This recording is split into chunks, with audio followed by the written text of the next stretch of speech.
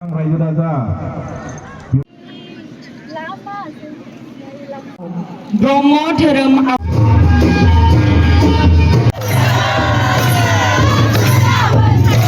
ब्रैथि जोंहा बेरगाव आरो हापागाव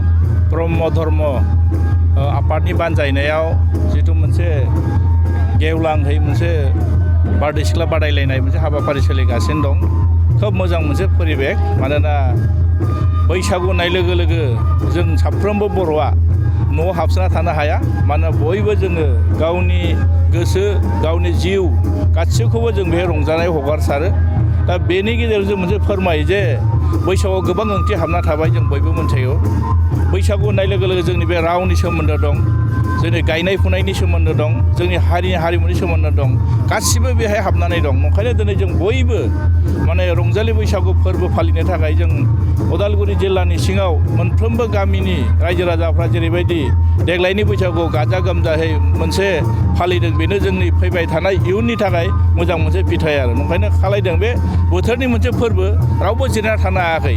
आरो अन्य बोसोरनिख्रुइ देग्लायनि रंजालि बैसागु फालिनाया खोब मोजां मोनसे मेहेर गोनां जादों। आरो मोनफ्रोमबो रंजालि बैसागु खुंग्रा आफादफ्रा एखेबारे मोनसे जानजि खाफ्रानानै बे बैसागुआव गोसो गोरबोजों फालिदों आरो। बेनो फोरमान जे जोंनि इयुननि थाखाय बे मोनसे मोजां फिथाइ होननानै आं सानो आरो। ओंखायनो आसा खालायदों फैबाय थानाय दिनाव जाहाथे नैबे बेरगाव आरो हापागाव ब्रह्म धर्मनि बे आफादा जेरै बोसोरफ्रोमबो फालिनो हाथों आरो बेखौनो आरो फैबाय थानाय दिनाव आरो साबसिन खालायनो हाथों आरो। ओंखायनो दिनै जों बेखौनो खावलायगोन आंनिफ्राय आरो जे जों जिरायना थानो नाङा, जों मोजाङै बेखौ फालिनांगौ। मानोना आरो बेजों मोनसे मेसेज जोङो इयुन जोलैनो होलांनो हानांगौ। मानोना जों गेजेर गेजेर मा जायो, गाव नार्भास जायो आरो। नार्भास जानो नाङा, मानोना जों साफ्रोमबो जों बुजिगौ बोथोरा जिबायदि जोंखौ खावलायदों, मुगाया बायदि जिबायदि हांख्रायदों, बेबायदि जों साफ्रोमबो जुदि खौसेथियै जोंनि गेजेराव गोरोबलायनाय अनलायनाय आरो बुजाफोरा थाब्लानो जों मोनसे समाज, मोनसे हारिनि हारिमुखौ लोगोसे जों मोनसे माहारि हिसाबै जों थांना थानो हागोन आरो। ओंखायनो आं खावलायदों बेखौनो माने धोरोमनि फारागथि थानो नाङा, माने भाषानि फारागथि थानो नाङा, राजनितिनि फारागथि थानो नाङा। जों बैसागुआव बयबो गाजा गोमजायै जोंनि गेजेराव अनलायनानै बे जोंनि मोनसे फोरबो हिसाबै जों बयबो बोजबना लानो थाखाय आं साफ्रोमबो बर' रायजो राजाखौ नोंथांमोननि गेजेरजों हांख्रायहरदों आरो। Thank you. नैबे रंजालि बैसागु खुंफुंनाय ब्रैथि रंजालि बैसागु, नोंथाङा बेवहाय आलासि महरै बाहागो लादों। बे रंजानाय बुब्लिया माबादि थासारियाव दं एसे फोरमायदो।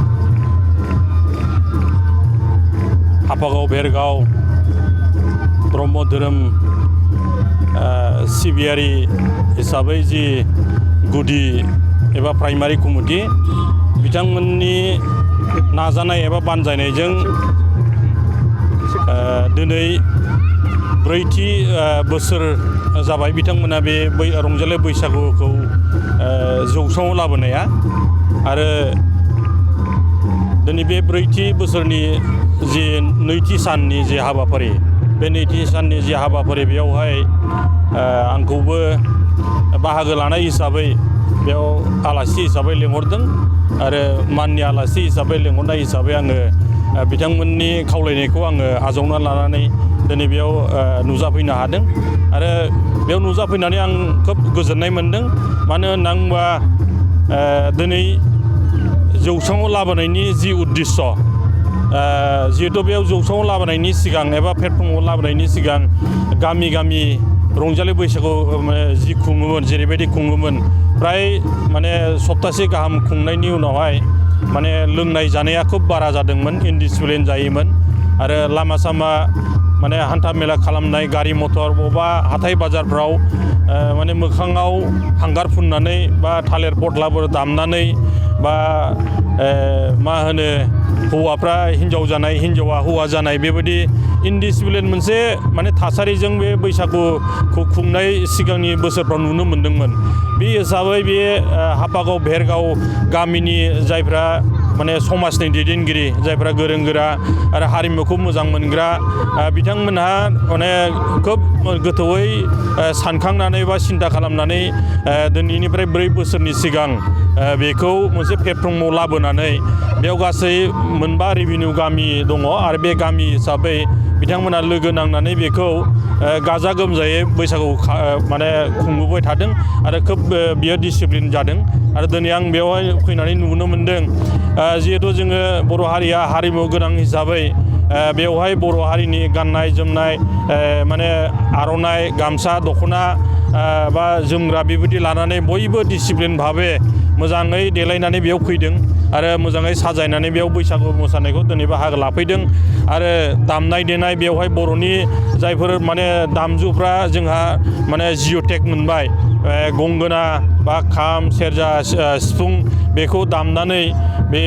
माने हारिमुखौ लाखिनायनि बिथिङै बिथांमोना खोब नोजोर खालामनानै माने सांग्रां भाबै बेखौ माने बेवहाय बाहायनानै बे माने रंजालि बैसागु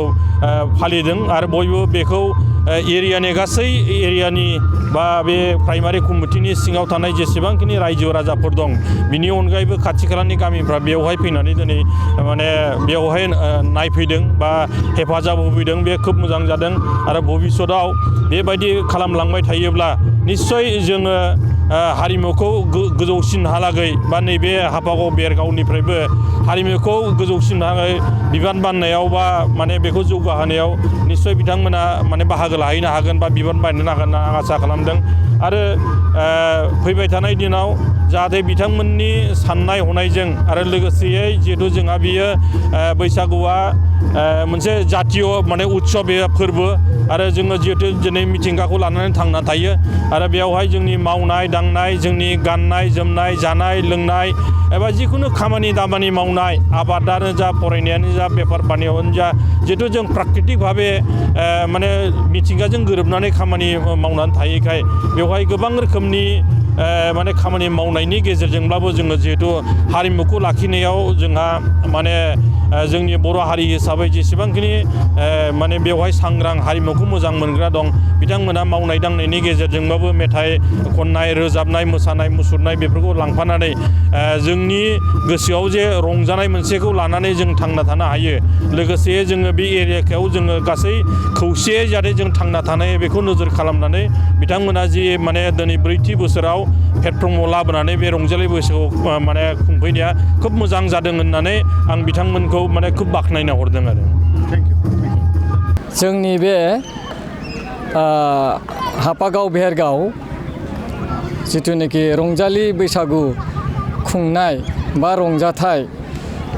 बियो जोंनि बर' हारिनि हारिमुखौ लाखिनायजों लोगोसे जोंनि खौसेथि लाबोनो थाखाय जोंनि रायजो राजानि गेजेराव अनलायनाय खौसेथि लाबोनो थाखाय आरो जोंनि हारिमुखौ मुलुगाव सिनायथि होनो थाखाय जोङो बेखौ खुंनाय जायो मानो होनोब्ला दिनै जोंनि बर' हारिमुवासो जोंनि बे हारिखौ मुलुगाव सिनायथि होनो हादों भारत नाङैनो सिनायथि होनो हादों आरो जोंनि रायजो राजानि गेजेरावबो अनलायनाय खौसेथिखौ लाखिनो हादों आरो माखासे हारिमुनि गाननाय जोमनायफ्रा लासैनो गुबुन महर लालांनो हमबायमोन मानो होनोब्ला गोदान मुगानि सोलायनायजों लोगोसे माखासे हारिमु रावफोरा माने गोमालाङो दा बेखौ बोखांनोब्ला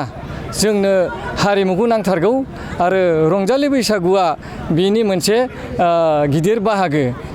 गोदो गोदायनिफ्रायनो जोंनि बर' हारिया मंगलियान हारिनि दालाय हारि आरो बे हारिया माने मिथिंगानि गेजेराव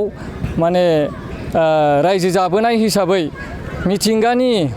बोसोर गोदाननि जिथुनाखि सोलायनाय बेजों लोगोसे जोंनि सुबुं जिउआवबो माने थैजों सोमोन्दो दं होननाय बायदि बोसोर गोदान फैनाय लोगो लोगो मानोबा उन्दै गिदिर बोराय बेन्थ' सेंग्रा सिख्ला बयनिबो गोसोआव माने मोनसे ओरैनोबाबो दोहौ जाखांफैयो आरोना रंजानायनि मोनसे गुथाल लानानै फैयो बेनिखायनो जोङो बे रंजालि बैसागु आफादखौ खुंनाय जायो आरो फंसे खोथा आङो रायखांनो गोनां जायो जे जोङो बे बाहेनेगाव रंजालि बैसागु आफाद होननानै जोंहा आगोलाव गिदिरथार रंजालि बैसागु खुंनायनि आफाद दङमोन। दा बे रंजालि बैसागु आफादनि आरो सिगाङावबो माने सारा आसामावनो रंजालि बैसागु एबा बैसागुखौ गामियाव जाला लोंला जौ लोंनानै जानला मोनला मेंख्ल' मेंख्ला माने रंजानायनिफ्राय बोखांनो थाखाय जोंनि बे बाहेनगाव ओनसोलावनो गिबि माने बयनिख्रुइबो सिगां अल आसामावनो बयनिख्रुइबो सिगां जौस्रां बैसागुखौ खुंनाय जादोंमोन होननानै दाबो गोबां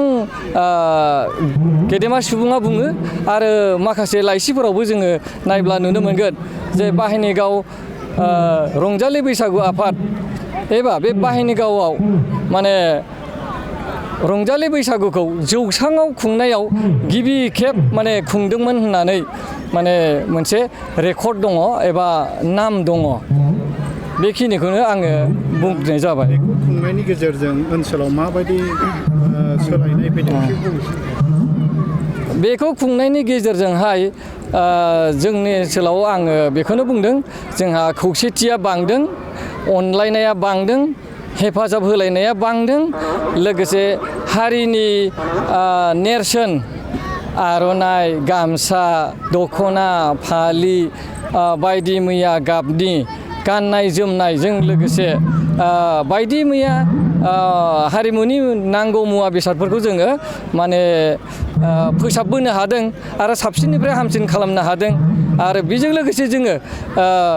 गुबुन मुलुगाव बा गुबुन हादोरावबो जोङो सिनायथि होनो हादों होननानै जोङो